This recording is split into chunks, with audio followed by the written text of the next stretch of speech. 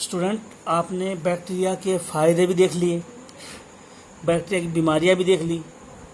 Bacteria और क्या क्या नुकसान कर सकता है हमारे को, जो harmful activity of bacteria, bacteria के नुकसान क्या क्या, बैक्टीरिया हमारे को किस किस तरह, बैक्टीरिया हमारे को किस किस तरह से नुकसान करेगा। सुनो, बैक्टीरिया हमारे को नुकसान करेगा कैसे। एक नुकसान तुम बीमारी वाला तुम बताइए तो दोबारा। डिजीज 90% एनिमल डिजीज या ह्यूमन डिजीज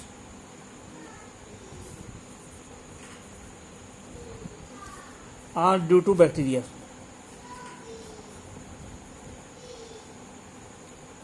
ह्यूमन की 90% बीमारियां बैक्टीरिया से होती हैं, लेकिन प्लांट के केस में, इन plants 40% disease are due to bacterias. Animal में 90% डिजीज और प्लांट में 40% डिजीज बैक्टीरिया से होती है। यानी प्लांट में वायरस या फंगस से ज़्यादा बीमारियाँ होती हैं, क्योंकि 40% ही हुई प्लांट में, तो बैक्टीरिया फंगस से ज़्यादा बीमारियाँ होती हैं प्लांट में, जो फंगस से और वायरस से। हमारे अंदर एनिमल में 90% डिजीज बैक्टीरिया से हुई, तो इसका मतलब हमारे अंदर वायरस की और फंगस की बीमारियाँ कम है। जो हालांकि कोरोना वायरस आ रहा है, लेकिन ऐसी वायरस की डिजीज हमारे अंदर कम होती है। जो हमारे अंदर 90% डिजीज एनिमल से है। और बीमारियां करते बैक्टीरिया, फूड को डिस्ट्रॉय करते, ख़त्म करते हैं।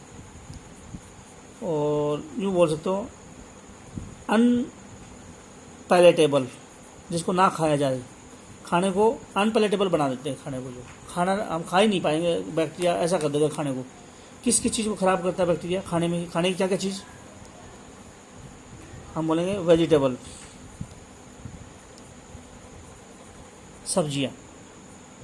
सब्जियां अगर हम फ्रीज में नहीं रखे, बाहर रख दें तो बैक्टीरिया ख़राब कर देंगे। फ्रूट्स, खाने की सारी चीज़ ले लो, जो सारी चीज़ों को ख़राब करते बैक्टीरिया। जो सब्जी है, फ्रूट है, अचार है, चीज़ या पनीर है, दूध है, और जो है बटर है, मक्खन है, इन सब को ख़राब कर देंगे। अगर 5 दिन तक इन सारी चीज़ों को ऐसे रख दो, बैक्टीरिया की वजह से बदबू आने लग जाएगी, तो खाने की चीज़ों को ख़राब करती है। इसके अलावा स्पाइरल शेप के बैक्टीरिया को स्पाइरोकेट बोलते हैं। स्पाइरल शेप, नाम है साइटोफेगा।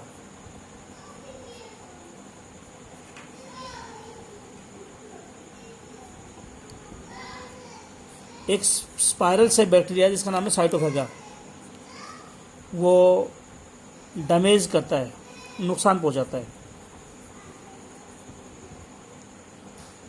स्पाइरोकेट या साइटोफेगा किसको नुकसान पहुंचाता है? स्पाइरोकेट किसको नुकसान पहुंचाता है? तो हम बोलेंगे कॉटन के कपड़े, कपास के कपड़े, रुई के कपड़े जो है उनको ख़राब करते हैं। कॉटन क्लॉथ्स, लेदर, चमड़े को ख़राब करता है। और वुड, लकड़ी को ख़राब करता है। लकड़ी, चमड़ा, कपड़े, इनको ख़राब करता है ये बैक्टीरिया साइटोफेगा। घर में अगर पेनिसिलिन रखी हुई है, is also damaged, also destroyed bacteria. Bacteria जो है पेनिसिलिन को ख़राब कर देता है। बैक्टीरिया का नाम है बैसिलस ब्रेविस। चलो छोड़ो, बैक्टीरिया का नाम याद रखो। बैक्टीरिया पेनिसिलिन को भी ख़राब कर देता है। जो अगर अमोनिया मिट्टी में है, नाइट्राइट मिट्टी में और नाइट्रेट मिट्टी में, तीनों से अगर N2 गैस बन जाए तो इसको बोलते हैं डीनाइट्रिफिकेशन। डीनाइट्रिफिकेशन क्या होता है? Conversion of ammonia, nitrite and nitrate into N2 gas. Ammonia, nitrite, nitrate N2 gas में अगर चेंज हो जाए तो इसको बोलते हैं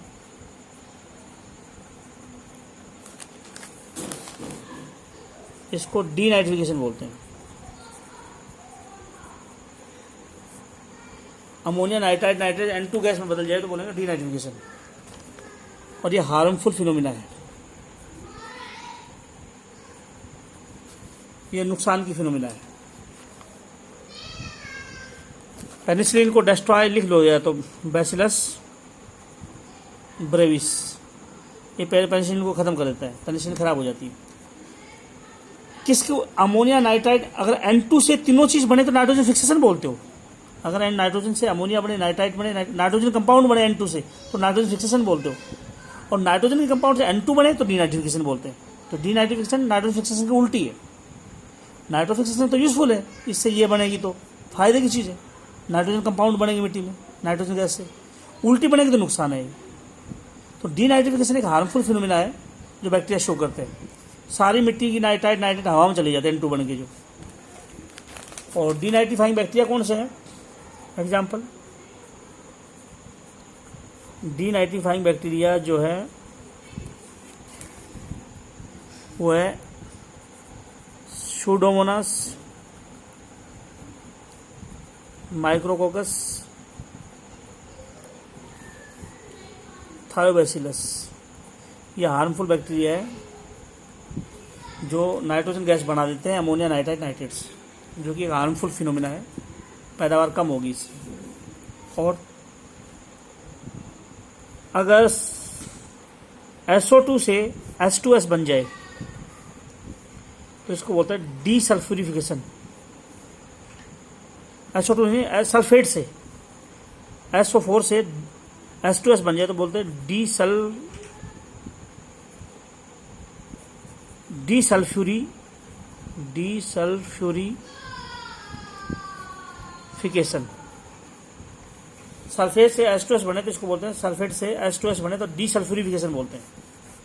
सल्फेट से H2S गैस बनेगी तो बोलेंगे डीसल्फ्यूरिफिकेशन, सल्फेट से H2S बनना। और ये फिनोमिना ये भी हार्मफुल है। सल्फेट मिट्टी में होता है, अच्छी बात है, होना भी चाहिए। ये H2S बन के एयर में चला गया, ये हार्मफुल है। सल्फर मिट्टी से कम नहीं होना चाहिए, बैक्टीरिया हैक कर देते हैं। बैक्टीरिया का नाम लिखवाया था मैंने, कीमोसिंथेसिस करने वाला बैक्टीरिया, डीसल्फो विब्रियो। डीसल्फो विब्रियो जो है डीसल्फ्यूरिफिकेशन करता है, सल्फेट से H2S बनाता है। ये सब हार्मफुल एक्टिविटी थी बैक्टीरिया की। Food poisoning,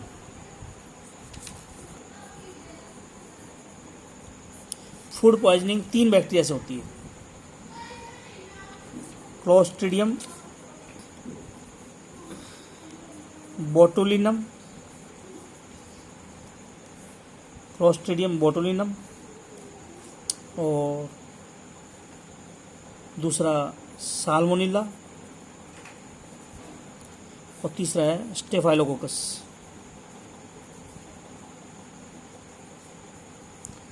most common food poisoning staphylococcus से होती है।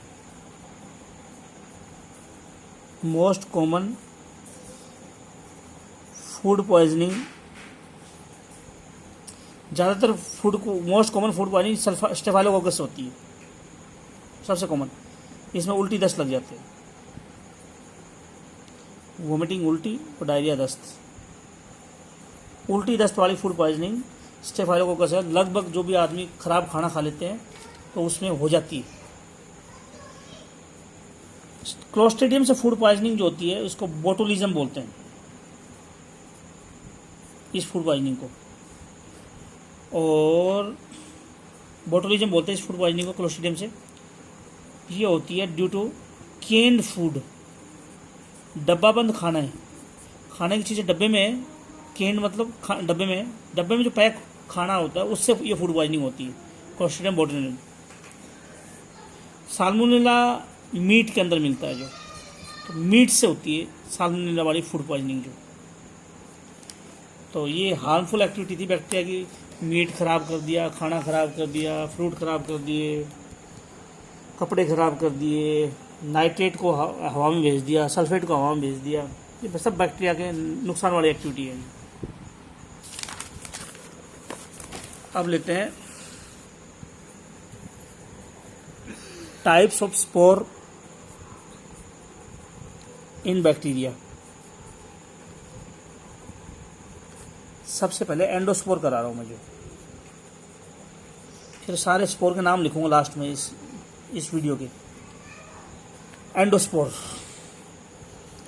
हम बोलते हैं क्लोस्ट्रीडियम बैक्टीरिया के अंदर बनता है ये एंडोस्पोर, और एंथ्रेक्स का बैक्टीरिया बैसिलस एंथ्रेसिस, एंथ्रेक्स बीमारी का बैक्टीरिया उसमें बनता है एंडोस्पोर। टिटनस का बैक्टीरिया, एंडोस्पोर टिटनस के बैक्टीरिया में बनता है और एंथ्रेक्स के बैक्टीरिया में बनता है। अनफेवरेबल सीजन में बनता है, जब खराब मौसम होता तब बनता ही। अनफेवरेबल एनवायरनमेंट में बनता है, जब एनवायरनमेंट बहुत गंदा हो तब ये बनते हैं। और इसकी वाल बहुत थिक होती है, ये डिहाइड्रेटेड होता है, इसमें पानी नहीं होता, मोटी वाल होती है, डिहाइड्रेटेड होता है। और इसके अंदर डिपिकोलिनिक एसिड होता है, डिपिकोलिनिक एसिड। डिपिकोलिनिक एसिड एक केमिकल है जो एंडोस्पोर में मिलता है। वाल मोटी है, पानी नहीं है, और ये स्पोर को जमने नहीं देता, एंटीकोगुलेंट है। जैसे हमारे खून में हिपेरिन होता है, खून में जमने नहीं देता है खून को, उसी तरह से डिपिकोलिनिक एसिड होता है जो स्पोर को अंदर से जमने नहीं देता है, बगैर पानी के ही वो सिकुड़ जाए ना। मोटी वाल है, पानी है नहीं, और डिपिकोलिनिक एसिड है। इनकी तीनों की वजह से एंडोस्पोर, इन तीनों की वजह से कैन टॉलरेट, सहन कर जाता है एंडोस्पोर हार्श कंडीशन, खराब कंडीशन सहन कर जाता है। कितना टेम्परेचर सहन कर जाता है endospore? Endospore can tolerate ±100 degree Celsius temperature. 100 degree temperature कम होगा तो भी सहन कर जाएगा, 100 डिग्री टेम्परेचर ज़्यादा हो जाएगा तो भी सहन कर जाएगा एंडोस्पोर। इन तीन चीज़ों से, स्पोर में थिक वाल है, पानी कम है, और डिपिकोलिनिक एसिड है, इनकी वजह से टिटनस और एंथ्रेक्स में मोस्टली ये एंडोस्पोर बनते हैं। तो बैसिलस का मतलब रोड शेप। इस बैक्टीरिया कैसे दिखा सकते हो, जो ये बैक्टीरिया है रोड शेप, ये बैक्टीरिया है।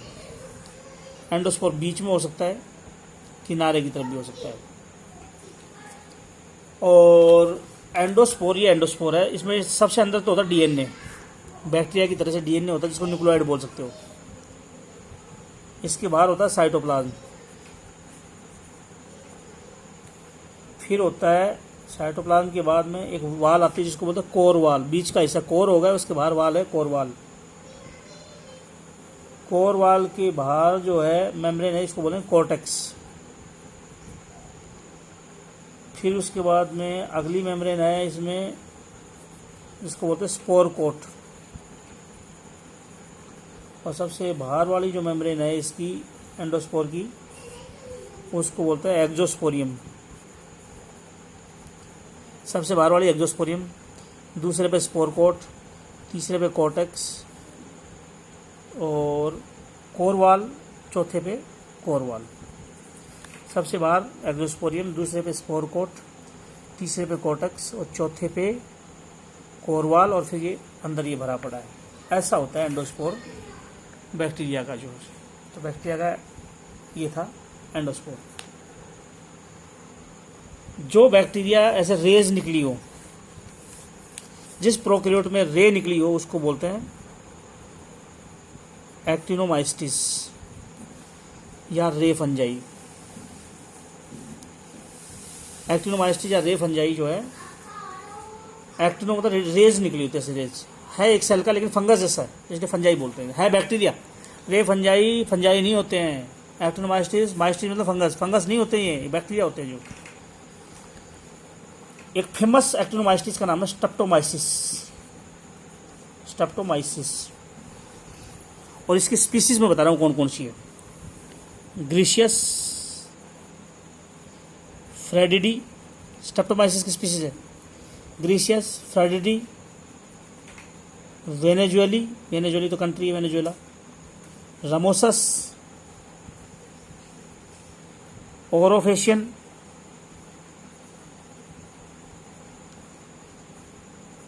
फ्रेडिडी हो गई, एरिथ्रियस, ये स्ट्रेप्टोमाइसिस की स्पीसीज है।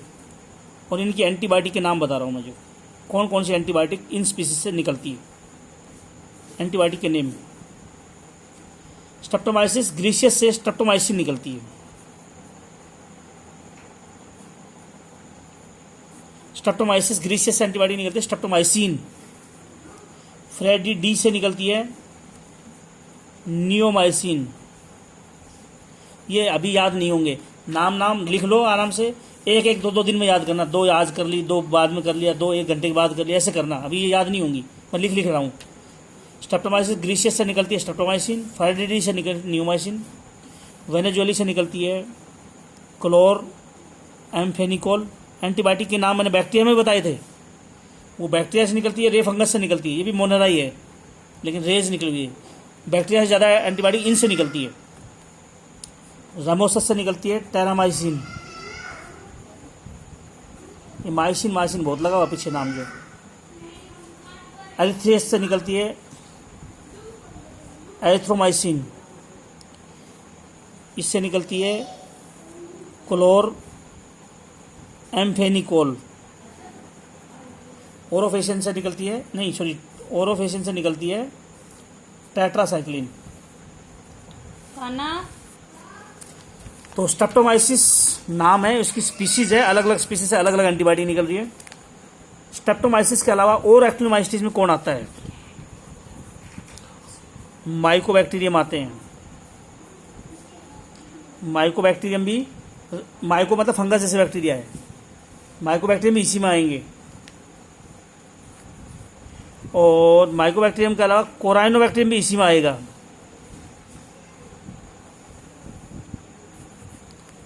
माइकोबैक्टीरियम या कोराइनोबैक्टीरियम इसी में से आएंगे।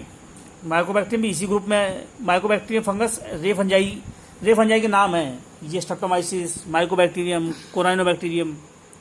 और मैंने आज ही कराई है, माइकोबैक्टीरियम से टीबी होती थी, माइकोबैक्टीरियम ट्यूबरकुलोसिस से, और लेपर्सिया कोड होती थी। मैं अलग अलग स्पीसीज में करवा चुका हूँ वहाँ पर बैक्टीरिया की डिजीज में। और कोराइनोबैक्टीरियम से डिफ्थीरिया होता है, ये भी मैं बता चुका हूँ, खसरा या गलघोटू होती है। कोराइनोबैक्टीरियम कोराइनो वर्ड है, ये भी रे फंजाई के लिए, माइको वर्ड भी फंगस के लिए। तो ये दोनों रे फंजाई है, इनसे एंटीबायोटिक नहीं निकलती, एंटीबायोटिक इनसे निकलती है। रे फंजाई मोस्टली सॉइल में मिलती है, मिट्टी में मिलती है, और रे फंजाई मिट्टी में मिलती है, और इनसे ये एंटीबायोटिक निकलती है। ये सारी बैक्टीरिया को मारेंगी। क्या पता हम बीमार होते कौन सी एंटीबायोटिक डॉक्टर हमारे को दे रहा है इनमें से जो। तो एंटीबायोटिक जो होती है वो एंटी बैक्टीरियल होती है, एंटीवायरल नहीं होती, याद रखना है। एंटीबायोटिक जो होती है वो क्या होती है? एंटी बैक्टीरियल है, क्या नहीं है, नॉट एंटीवायरल। वायरस को नहीं मारती। अगर एंटीबायोटिक वायरस को मारती तो आज कोरोना से डरने की जो थोड़ी थी, कोरोना में एंटीबायोटिक दे देते, क्योंकि एंटीवायरल नहीं होती एंटीबायोटिक्स, बैक्टीरिया को मारती है एंटीबायोटिक्स। और पेनिसिलिन एंटीबायोटिक जो है, जो फंगस से निकलती है, चलो वो तो बाद में करा दूंगा मैं जो। तो ये स्टेप 3 रे फंजाई जो रे जैसे है, 3 है, स्ट्रेप्टोमाइसिस, माइकोबैक्टीरियम और कोराइनोबैक्टीरियम। इन दोनों से बीमारी हुई है, और ये स्पीसीज है, इनसे एंटीबायोटिक निकली है। ये जो माइकोबैक्टीरियम जिसके नाम पे आता है, मैंने बताया माइकोबैक्टीरियम ट्यूबरकुलोसिस टीबी करेगा, ये करवा दिया था मैंने। माइकोबैक्टीरियम लेप्री कोड करेगा, लेपर्सी करेगा, बता दिया मैंने। लेकिन इनमें एक केमिकल मिला है, उसका नाम है माइकोलिक एसिड। माइकोलिक एसिड एक केमिकल है जो इनके अंदर मिलता है। तो मैं इसको यहीं रोक रहा हूँ, अगला टॉपिक बाद में लेंगे।